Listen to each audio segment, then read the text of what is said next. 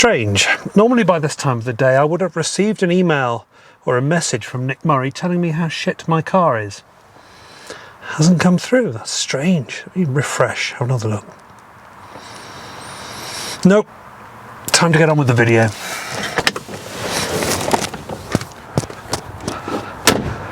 Hello and welcome to the video. Today we are going to look at what is going on with the damage on my car, the transport damage caused by the transporter when I had it delivered to me. It is not going well. So I thought I would make a video to let you know what it's like to transport a car across country, the legal pitfalls, what to look out for, where it's all going wrong for me, and what next. So stay tuned. But first, if you would like a t-shirt like mine to send out a particular kind of message to a certain person, then you can find one on www.autoamateur.com. Yes, James from Auto Amateur is the person who's put these together. So feel free to look into his website and get yourself a t-shirt. So what happened then? Well, as you can see, I have quite a bit of damage across the front of my hood here, or bonnet, right down to the bare metal. This looks surprisingly like license plate shaped, right? Because it is. So let me show you the video of what happened here. It was being transported. I paid extra for it to go in an enclosed transporter, and it was riding behind a Bronco, or the Chevy equivalent of a Bronco. Sorry, I'm English, I don't know what that might be.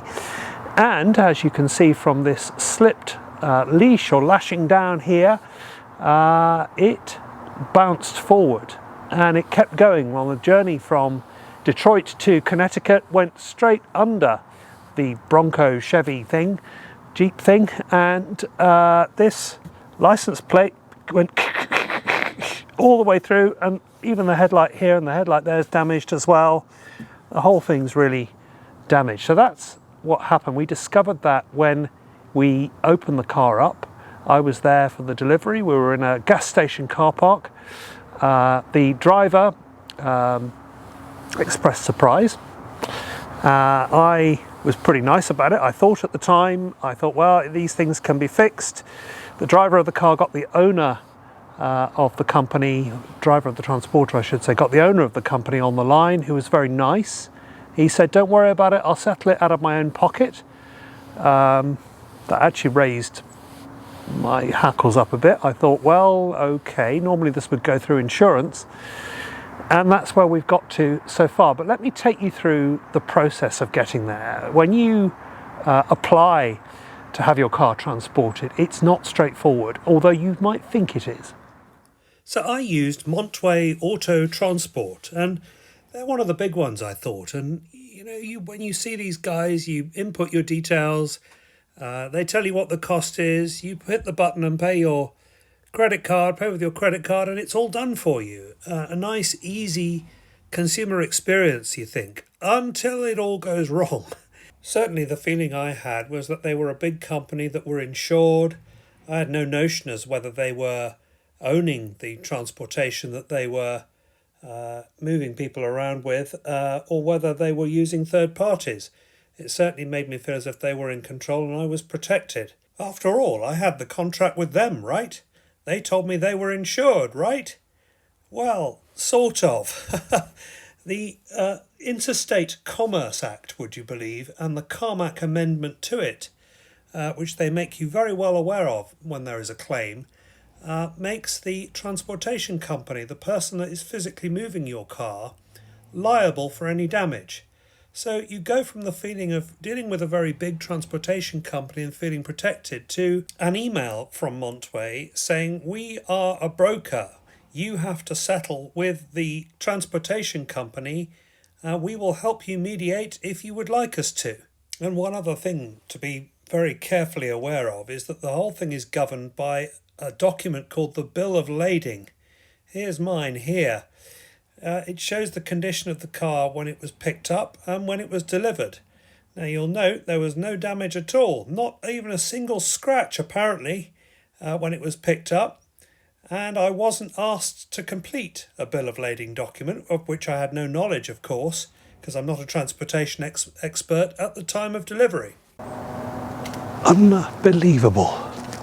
Let me just show you what I can see. These are the people that escaped Thanksgiving, I think. Hello, turkeys. So that's where we got to. And you now know the process and the pitfalls and what have you to look into. I then went and got a quote. He said, get a quote and I'll pay it. Fine. I went to a well-known Porsche specialist, an independent, to get a quote. And it was rather expensive. I thought it was rather expensive at the time. Submitted it over to the transporter and he thought it was a joke. It was so expensive. And I thought, fair enough. No problem. And we're talking about, I'll go and get another quote. But don't forget, it's not straightforward, this kind of work, right? Because it's not a perfect car. And I don't want him to have to pay for a full respray of the car. That's not the purpose of this. The purpose of this is to be no better or no worse off than I was before. But that's a hard situation to figure out, because if we just do the front bit, of course, you're going to have perfect paint here and 37-year-old paint back here. So you need to sort of blow the clear coat back, and there's therefore a debate of how far you go back with the painting, how far you go back with the clear coat. So anyway, I thought, well, what we'll do then, out of fairness, I hear you, we'll go and get another quote. So I went to another guy, really good place actually. I just felt really at home there. He took me around his workshop, full of Ferraris and Aston Martins and things, but also Porsches, Corvettes, some lower end stuff as well. I thought, well, this is good. And he assured me, he took me through it in detail, what he was going to do. The quote came back several times cheaper than the first quote, significantly cheaper, to the point where it was just not debatable. It's like, well, we're not going to get it any cheaper than that. It is what it is. Submitted it over to the owner of Black Tie. Heard nothing, complete radio silence. Texted him multiple times, called him, left messages on his voice machine multiple times, emailed him multiple times, literally nothing. And I thought, well, okay, it's Thanksgiving. Sorry, turkeys. It was Thanksgiving. They're still just here. And I thought I'll give it a couple of days. And then we went out came back to Montway. The risk manager of Montway has been very helpful. She's actually helping me now. Initially, they were a bit frosty, honestly. I felt, honestly, I was just left with a damaged car and nobody was helping me at all. But that's not the case anymore. There go the turkeys, flying turkeys. Okay, then. You didn't think you'd get that kind of value in this video, did you? So she's been really helpful. She's actually emailed him now to say, hey, what are you doing? Here is a clear demand. But unfortunately, he's not doing anything. And I just feel the whole experience has been really crappy, honestly. Really, really crappy from beginning to end. And that's paying extra for enclosed transport as well. There's even a discussion about their fee. None of them are prepared to pay their fees back. And here I am with a damaged Porsche. So, if any of you can help, please give me your comments below in the comment box. If you're an attorney in this kind of thing, let me know. I want to know. I don't want to go down that route. It's just like depresses me. I've got enough stress in my life. I'm sure you do too, without having to go that route. But what am I supposed to do?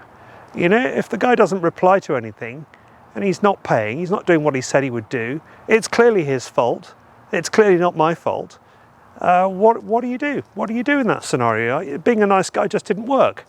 I'm still being a nice guy. I could have booked this in and had this repaired by now, and I haven't done. And of course, you can't take it anywhere like this. I mean, obviously, I'm going to take it to Nick Murray's Porsche do at Porsche Fairfield on Saturday. It'll look lovely parked there next to his car. And I'll make sure, of course, it is parked next to his car.